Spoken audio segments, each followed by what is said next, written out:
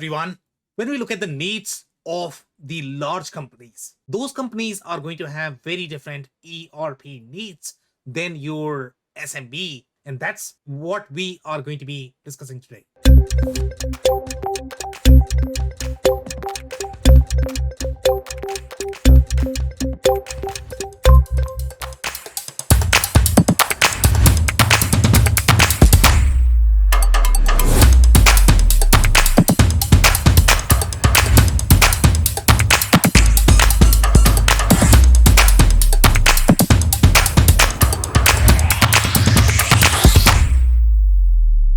Hello, everyone. My name is Sam Gupta, and I am principal at Elevate IQ. Elevate IQ is the independent ERP and digital transformation consulting firm.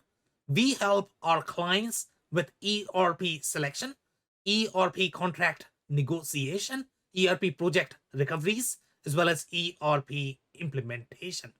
So let's go back to today's topic, which is going to be the list of ERP systems for large companies. So first thing, we are going to look at the criteria that we use to develop these lists, and then we are going to be reviewing them. So first thing for the criteria is always going to be the definition of the large companies. And definition is going to be, okay, if you have revenue more than $1 billion, or you are growing to an extent that you are going to hit 1, 2, 3, 4, 5, or maybe $10 billion in next 4 or 5 years, then you are probably the right candidate for the large company ERP system. The other things that we look at in compiling this list is going to be the overall market share of the product of the vendor for the large company, how committed they are, because their R&D funds are going to be allocated towards the large company as opposed to for the SMB. We look at some of the other factors, such as how cloud native the solution is. The degree of cloud nativeness of the solution is an important factor for us when we compile this list. We look at the strength of the ecosystem, how deep the industry functionality is that is going to be pre-packaged as part of the solution. We look at product documentation. We look at how diverse the solution is in supporting many different business model. So let's say if you are a large company, you could be doing manufacturing, construction, distribution, or some of the micro verticals inside these business models. Then you require far diverse solutions. So we look at all of that. Then we look at the acquisition strategy. If the company is acquiring to fill a deep hole in the large space, or are they acquiring a solution to fill the gap in their SMB offering? So we look at all of that factor and utilize them to compile this list. So now let's go back to the list.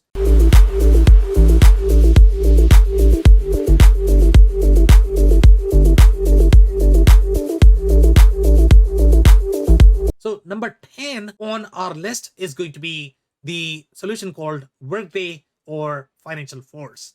Now, Workday started as very HCM centric offering. It was never meant to be an ERP, but they seem to be developing a lot more ERP capabilities lately, and they are trying to penetrate into the other functions, the other departments that are going to be utilizing Workday, or they already like Workday and they are trying to utilize Workday for some of the other capabilities.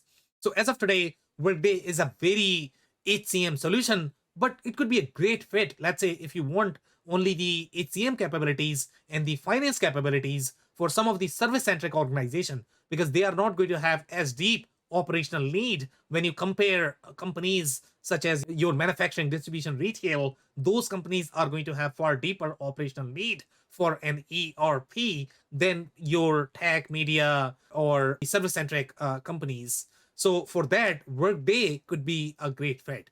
The Financial Force is another solution, and sometimes the Workday and Financial Force, they are typically installed together because Workday is going to be really weak in the finance function. Financial Force is going to be really weak in the HCM function. So they are installed together and act as the ERP along with Salesforce for the CRM. So that's a very standard combination for a lot of different professional services companies and tech companies, just because they like this best of breed aspect of the system, and they have far deeper capabilities in-house to be able to integrate these solutions. So some of the strength for these two solutions are going to be they have far deeper best of breed capabilities for the HCM and finance, for service or organizations, not for the product centric organization. And the weakness for these two is going to be the ERP capabilities are going to be super limited. You should not be utilizing these solutions as your ERP. Otherwise, you are going to be struggling with the integration. You are going to be investing a lot in the integration. If you're a large company, tech company, you have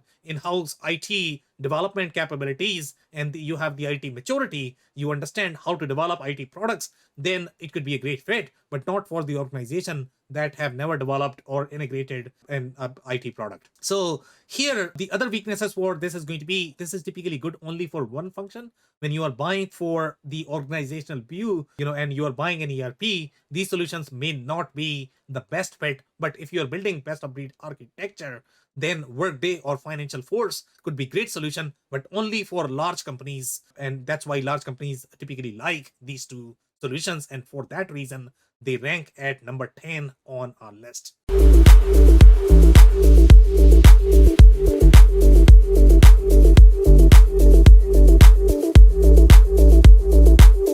Now, number 9 on our list is going to be, again, these are two solutions coming from Infor. They are part of the Infor CloudSuite portfolio. Even though Infor is trying to position them as Infor CloudSuite, underneath, they are completely different product. They are served through Infor OS layer. So you are going to feel a little bit of standardization, but overall, the products are completely different. So if you are looking for a migration path from one product to the next, you are still going to face the same challenges as you are going to move from one product to the next. So those are some of the challenges that you are going to find with Infor CloudSuite products. But this could be a great product for companies that might be in that 250 to roughly $1 billion range. And for the large company segment, let's say you are in that $1 billion to $5 billion range, and you are looking for far superior ROI,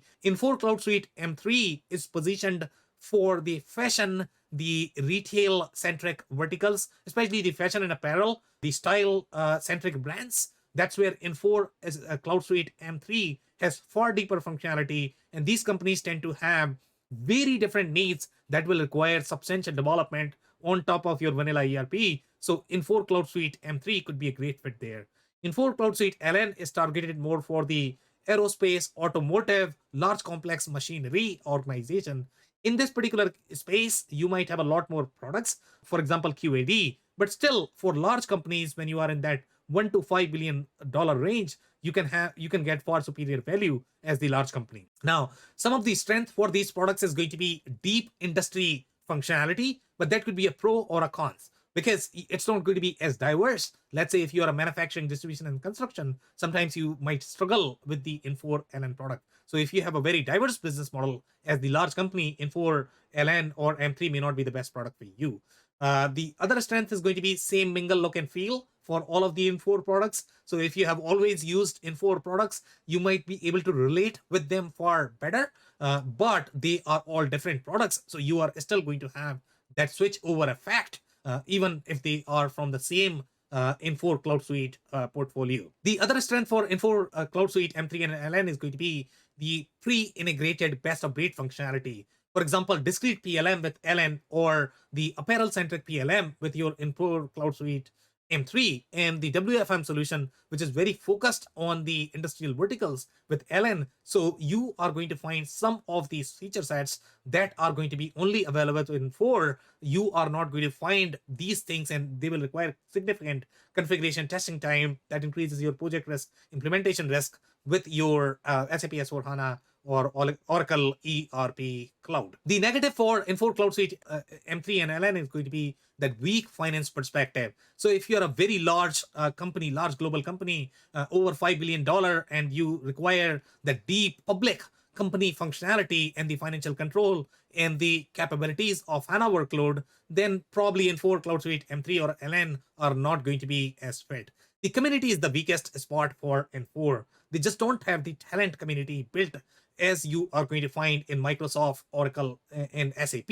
So finding talent is probably going to be a challenge, and you are going to be relying a lot more on Infor to provide the support. The interface is another challenge. It's very clunky, legacy. It's not as cloud native as some of the other products, But having said all of that, Infor CloudSuite M3 and LN is still going to be a very strong product for large companies that are going to be in that $1 to $5 billion range. And that's the reason why it ranks at number 9 on our list.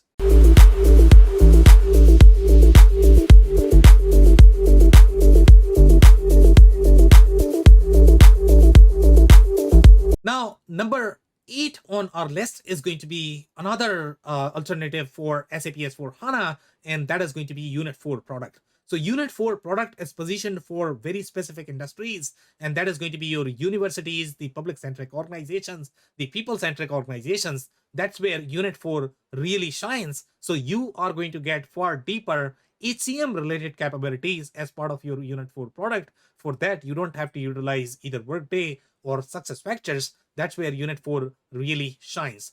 So some of the pluses for Unit 4 is going to be the deep industry functionality for those service orgs. The other advantage compared to some of the smaller solutions that we have in the market, for example, if you compare this with SAP Business One, Microsoft Business Central, that Unit 4 can support far larger companies than those solutions that are positioned for the SMB market. The other strength for Unit 4 is going to be the procurement functionality is going to be geared towards those service-centric organizations. They have very different workflow, very different needs. So they will be able to relate with the product far more. And the minuses for Unit 4 is going to be the solution is not going to be as diverse. Now, the other minuses for Unit 4 is going to be that it has really weak community overall, and the North American presence is going to be significantly limited. So that could be a challenge with Unit 4. Having said that, Unit 4 is still a very strong solution for those service-centric universities and schools, and you are going to get far deeper operational functionality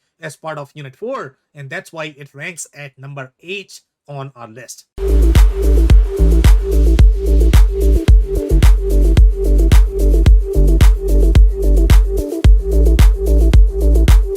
Now, number 7 on our list is another solution called Sage X3. And Sage X3 has similar positioning as your Unit 4 or Infor CloudSuite M3 or LN. The sweet spot is going to be that $1 to $5 billion range for the large companies, especially if you're looking for deeper operational functionality built as part of the product, then going for slightly more vanilla ERP, which is going to be SAP S4 HANA, or it is going to be the Oracle ERP Cloud.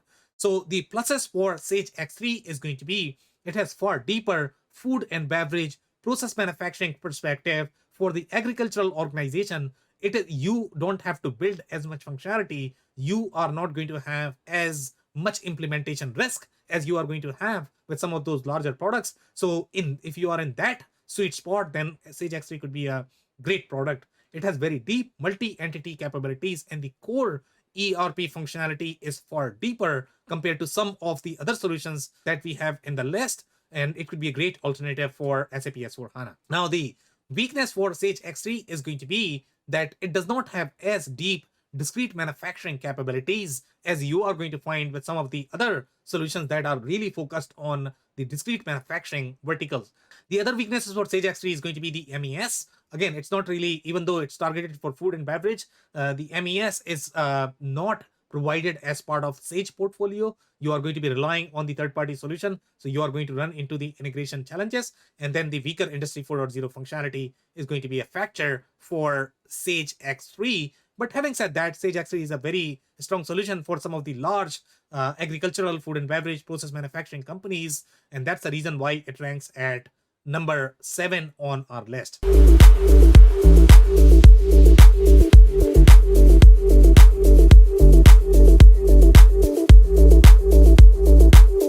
Now, number 6 on our list is going to be a product called QAD. And QAD has similar positioning as Sage X3 in terms of the size of the company, but the industries are going to be different. QAD is very strong at automotive, discrete-centric verticals. It also does a little bit of process manufacturing, food and beverage, life sciences, but it's not going to be as strong in process manufacturing functionality as Sage X3. It's going to be far deeper in the discrete manufacturing functionality. So let's say if 80% of your business model is really the discrete manufacturing, 10-20% is process, then QAD could be a great fit.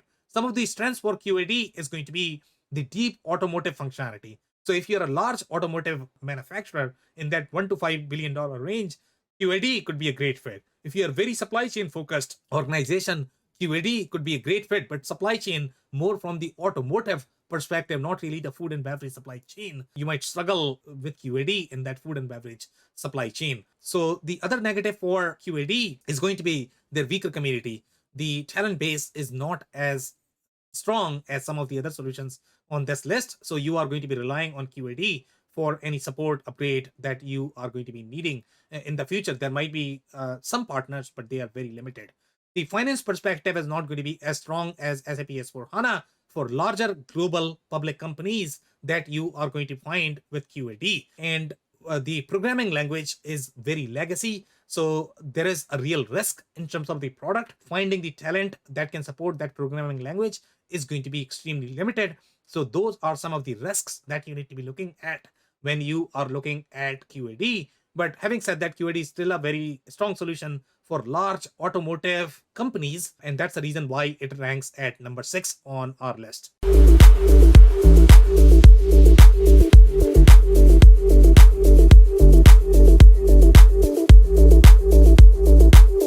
Now, number 5 on our list is going to be the solution called IFS. And IFS is targeted for the airline ecosystem and the MRO companies that are going to require far deeper the service management functionality, service scheduling, and they might be servicing large assets.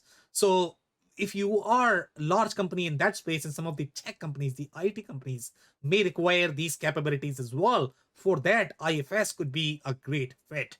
The strength for IFS is going to be the asset and service focused organizations will find IFS to be far more relatable than the manufacturing and distribution centric organization. The UX and the cloud native functionality is far superior compared to some of the other products that are trying to catch up in their cloud native game. So it could be a great replacement for S4 if you are a very aftermarket service centric organization. You are a tech organization that have large crew of technicians that are trying to service very large assets.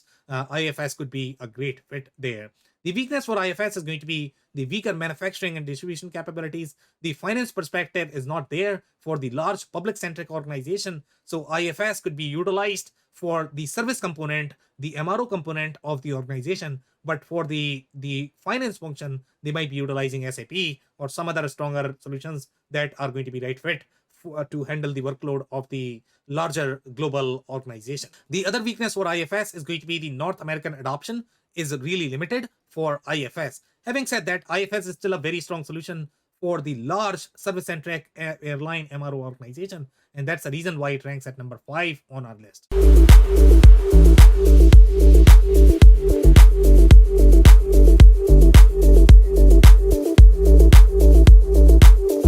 4 on our list is going to be the solution called Deltek. And Deltek has very strong government contracting project management capabilities that you are not going to find in other solution. And Deltek has logos as large as some of the large consulting firms, big four, and they are utilizing Deltek for their government contracting business. So if you are in the government contracting space, Deltek could be a great solution. Some of the pluses for Deltek is going to be the strong last mile functionality. For example, let's say if you're looking for DACA compliance on the vanilla ERP system, you are going to be spending a lot more money in building that functionality. So again, if you are in that $1 to $5 billion range, Deltek could be a great solution. It could be a great solution for $250 to $1 billion range as well. The minuses for Deltek is going to be the limited commercial capabilities. So let's say if 80% of your business is government and 20% is commercial, Deltek might be okay. But let's say if 80% of your business is commercial and then 20% is going to be GovCon, then probably Deltek is not the right fit for you, because you are going to get a lot of bells and whistles for the GovCon business and the project management, but you are not going to get as deep commercial organization capabilities. And Deltek is definitely not suitable for the manufacturers and distributor. It's not really designed for that. It also has very limited CRM capabilities. Typically, it's going to be integrating with Salesforce. So if you're looking for best of breed accounting as well as project management and the GovCon solution plus your Salesforce, it could be a great combination.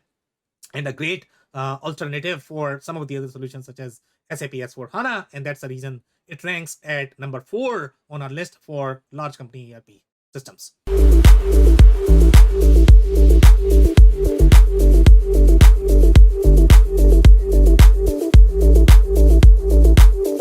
Number 3 on our list is going to be Microsoft Dynamics 365 Finance and Operations.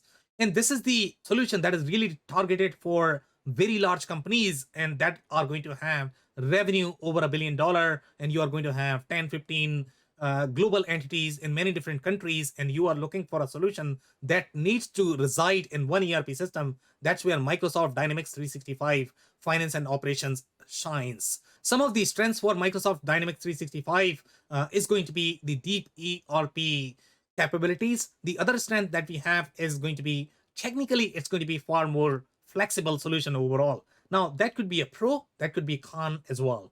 So the reason why it is going to be a pro, let's say if you have really tricky process that cannot be implemented with an ERP system that might be available in the market, then you might have flexibility. But sometimes, especially the IT ecosystem or the community, they typically like to push the technically flexible product and they over-engineer when the intent of those constraint or the financial control in products such as SAP was really to provide that financial control that your organization is going to need when you are going to be that large. So yes, the technical flexibility is great, but typically in the case of ERP systems, it really fires back. So it's really a con than a plus. The other strength for Microsoft Dynamics 365 Finance and Operations is going to be the pre-integrated CRM and the service capabilities. CRM is number 2 from the Microsoft, and that is really strong overall in its CRM capabilities, also in the field service capabilities. So that's a great plus for Microsoft Dynamics. Now, some of the other weaknesses that we are going to have with the Microsoft Dynamics is going to be their channel is not as controlled.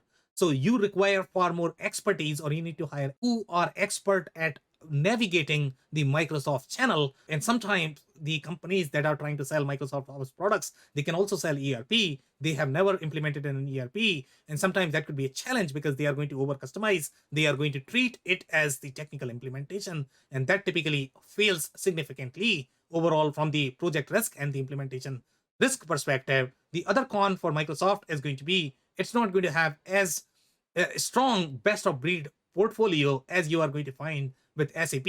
SAP has far deeper EWM product for the manufacturing distribution organization. It has SuccessFactors, it has Calidus Cloud. So the overall best of breed portfolio is far richer with SAP than with Microsoft.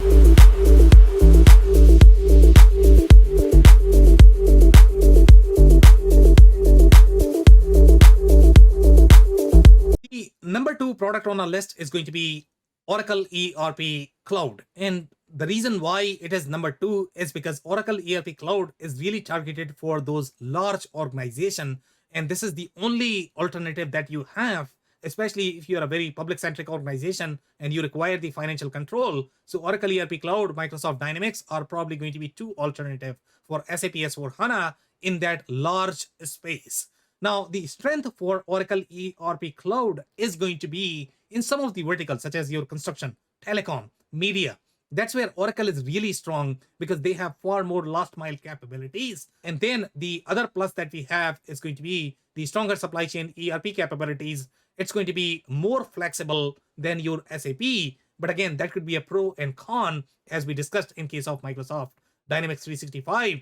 The other con for Oracle ERP Cloud is going to be you are not going to find the last mile capabilities as you are going to find with solutions such as Sage X3 QAD. But again, if you're a very large organization and buying it for the financial functions, then Oracle could be a great solution. The other con are very similar as your Microsoft. The control issues are going to be there because it's slightly more flexible than your SAP. But again, that could be a pro, that could be a con as well. And definitely not fit for smaller companies. If you are a company that has less than $1 billion revenue, then Oracle ERP Cloud should not be your solution that you should go for. Having said that, Oracle ERP Cloud is still a very strong solution for the large companies, and that's why it ranks at number 2 on our list.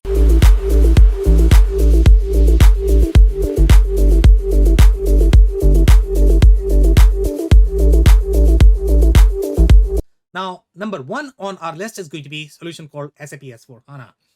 SAP S4 HANA is the solution really designed and targeted for the large companies that require the financial traceability, the financial control. They are going to be far deeper in the financial processes when you are looking at very financially regulated organization and you require SEC reporting support. You have very deep financial workflow. That's where SAP S4 HANA is going to really shine for companies that are going to have entities in 10 to 15 different countries, and you are looking for financial control. You are trying to manage all of this in one system. The biggest plus for SAP is going to be the HANA capabilities to support those large workloads. The other systems are going to be slower, and that actually impacts your efficiency as the organization. So if you are looking to handle those large workloads, SAP is probably one of the only few solution that we have in the market. The best of breed options with SAP are going to be far stronger. If you look at success factors, EWM,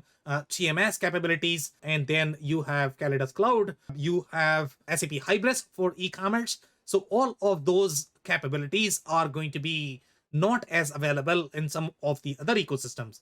The biggest minus for SAP S4 HANA is going to be the cloud functionality is not as rich as the on-prem variant. So if you care for the cloud functionality, you might not be able to find as rich capabilities in the S4 HANA cloud than you are going to find in other solutions such as Oracle ERP Cloud or Microsoft Dynamics. The other con that some people may perceive is going to be the financial control that a lot of people don't like, just because sometimes it could be too constraining for some companies where you might have very unique business processes. For that, slightly technical solutions might be a superior fit, and the best of breed solution might not be as integrated as you are going to find with Infor. Having said that, S4 HANA is still a very strong large company ERP solution, and that's the reason why it ranks at number one on our list. If you enjoyed this video and looking for the deeper analysis of the list as well as these ERP solutions, we are going to include a link for our blog that is going to have all those details. If you like what I am saying, you might want to subscribe to our podcast, which is available on Apple, Google, Spotify with WBS Rocks. Just search for that and you'll be able to find that. So make sure you subscribe to that so that you don't miss any episodes. And you might want to subscribe to the YouTube channel as well. We rely on your feedback, comments, and questions to compile this list. So make sure you guys are going to be including your analysis. And thanks for tuning in. I'll see you in the next one.